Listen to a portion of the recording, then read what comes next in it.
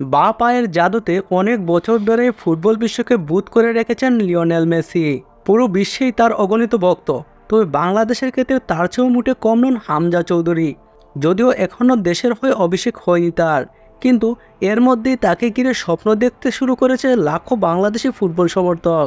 Asian কাপে খেলতে যাওয়ার আগে সংবাদ সম্মেলনে অধিনায়ক জামাল ভুঁইয়া হামজা চৌধুরী সম্পর্কে দিলেন এক ভয়ঙ্কর তথ্য। তিনি বলেন, অবশ্যই এটা ঠিক তেমনই যখন আমি এসেছিলাম।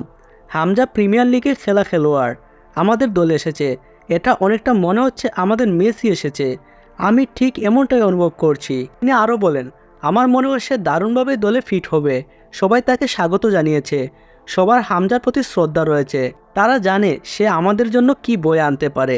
তারা জানে সে আমাদের কি দিতে পারে। সুতরাং আমাদের জন্য আসলে সে দুর্দান্ত কিছু।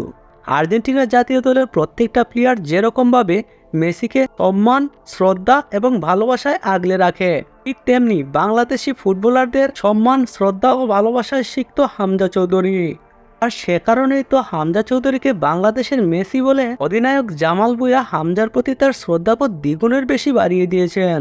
হামজা চৌধুরী কি সত্যিকার অর্থেই বাংলাদেশের মেসি হয়ে উঠতে পারবেন? তা অবশ্যই কমেন্টে জানিয়ে দিবেন। ধন্যবাদ।